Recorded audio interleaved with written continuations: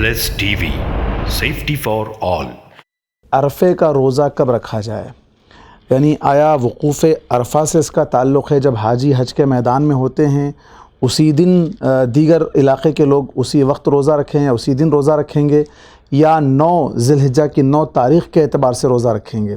پھر اس میں ایک اشکال اور بھی یہ پیدا کیا جا رہا ہے کہ جمعہ کا دن پڑ رہا ہے اگر عرفے کے اعتبار سے اگر دیکھا جائے، یا پھر 9 تاریخ کے اعتبار سے دیکھا جائے تو ہفتے کا دن پڑ رہا ہے، تو چونکہ دونوں دنوں میں خصوصی طور پر جمعہ کے دن روزہ رکھنے کی ممانعت بھی آئی ہوئی ہے اور ہفتے کے دن روزہ رکھنے کی ممانعت بھی آئی ہوئی ہے، تو اس سلسلے میں آپ ہم تمام طلباء کی رہنمائی فرمائیں۔ جانتے ہیں الحمدللہ ہمارے اسلاف علماء بھی تھے، محدث بھی تھے، فقہا بھی تھے، اور ابھی سنا کہ ہمیں ہی شرف حاصل ہوئے کہ ہمارے ہی یہاں کا آدمی مدینہ یونیورسٹی میں حدیث پڑھانے کے لیے گیا الحمدللہ۔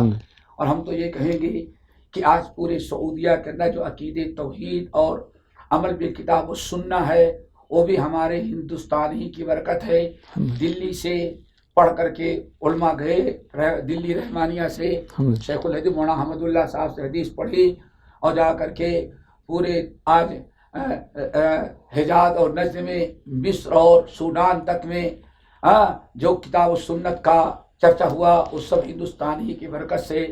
اور یہاں تک کسی نے کہا کہ اگر ہندوستان میں اہل حدیث کا درس اور حدیث کا پڑھنا پڑھانا نہ شروع کیے ہوتے تو علم حدیث دنیا سے جا چکا تھا۔ اتنی برکتیں اللہ نے، کسی نے علامہ المانی سے پوچھا تو کہا انا حسنۃ من حسنات من اہل الحدیث ہند، ہمارا وجود جو ہے وہ بھی ہندوستان کے اہل حدیث جماعتوں کی ایک خوبی میں سے ایک نشانیوں میں سے ایک نشانی میں بھی ہوں۔ اللہ تو دوستو، ہم نے سارے اسلاف کو ہمیشہ سے دیکھا کہ ہمیشہ 9 ذی الحجہ کا اعتبار کرتے تھے اور اسی حساب سے روزہ رکھتے تھے 9 ذی الحجہ کا۔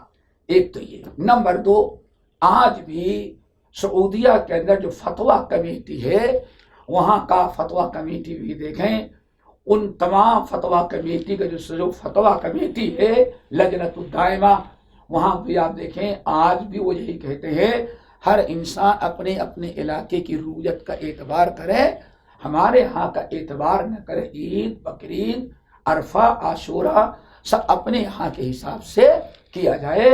نبی صلی اللہ علیہ وسلم کا فرمان چاند دیکھ کر کے رکھو اور چاند دیکھ کر کے افطار کرو، گویا کہ ہمیں اپنا سارا نظام صوموا لرؤیتکم، اپنے چاند کے سے رکھو اور چاند سے ختم کرو۔ رہی بات یہ ایک مثال میں دیتا ہوں، کہتے ہیں یہ کیسے تو 2 جگہ کیسے ہو جائے گا عرفہ؟ عرفہ تو ایک ہی دن ہوگا۔ تو بھائی یہی کسی نے بات کہی تو ایک شخص کھڑا ہوا عامی، کہا بھائی اجر آپ کو دینا ہے کہ اللہ کو دینا ہے؟ اجر آپ کو دینا ہے؟ نہیں، اللہ کو دینا ہے۔ جہاں بھی انسان عرفہ کو روزہ اللہ تعالیٰ اس کو اجر دے گا، چاہے عرفہ میں ہو جائے عرفہ میں ہو۔ تو ایک مثال آپ کو دیکھیں، یہ سورج اور چاند ایک اس کے نظام بنایا ہے، ان کی منزلیں مقرر ہیں۔ یہاں چلتے چلتے یہی چاند جو آج اگا ہے، جو صبح ہوئی ہے، یہی چلتے چلتے ایک آگے ہمارے ہاں بر صغیر میں ڈوبتا ہے۔ یہ جانتے ہیں مطلع کا اختلاف ہوتا ہے، مطلع کا اختلاف ہو جائے تو آدمی ہر چیز اپنے یہاں کی رویت کا حساب کرے گا۔ میرا یہی اپنا نظریہ ہے اور جمہور کا یہی قول ہے، اور میں سمجھتا ہوں جمہور امت کے قول کو چھوڑ کر کے شذوذ پر عمل کرنا سوائے ایک اختلاف بڑھانے کا اور کوئی چیز تو مجھے نظر نہیں آتی۔ اس لیے ہم اپیل کریں گے، یہ میرا ایک مشورہ ہے کہ پورے ملک کے لوگ جس دن رکھتے ہیں اور رکھتے ہوئے آئے ہیں اور جس پر 99% علماء کا فتویٰ ہے، اسی کا اعتبار کریں، کبار علماء کا۔ عرفے کا وقت کب شروع ہوتا ہے؟ زوال کے بعد شروع ہوتا ہے۔ تو سحر تو پہلے ہوتا ہے، پہلے ہی لگی۔ تو اس اعتبار سے روزے کا تعلق وقوف عرفہ سے نہیں؟ کوئی تعلق ہی نہیں ہے۔ جی یوم عرفہ 9 ذی الحجہ سے، اسی لیے آپ نے صحیح نقطہ اٹھایا کہ آخر روزہ پہلے شروع ہو رہا تو شام کو ہوگا، دن گزر جانے کے بعد۔ جی گویا کہ مسئلہ ہے کہ 9 ذی الحجہ کے اعتبار کیا جائے۔ 9 ذی الحجہ وہاں جو ہے وہی ہمارے ہاں ایک دن آگے بعد میں ہوگا، تو اس میں کوئی حرج نہیں۔ اور کیسی آپ تسلیم کر سکتے؟ وقوف عرفہ جس وقت سعودیہ میں ہے، امریکہ میں رات ہے، جی رات کو تو روزہ ہی رکھے گا. بالکل. آسٹریلیا والے کب رکھیں گے؟ ایک دن آگے. ایک دن آگے رکھ لیں گے وہ. تو ناممکنات میں سے. اسی لیے ہم کہتے ہیں کہ چاند دیکھیں اور 9 تاریخ کے اعتبار کریں گے تو کوئی اختلاف یا کوئی شک شبہ نہیں ملے گا اور اس پر اللہ تعالیٰ جو سبب پائیں گے.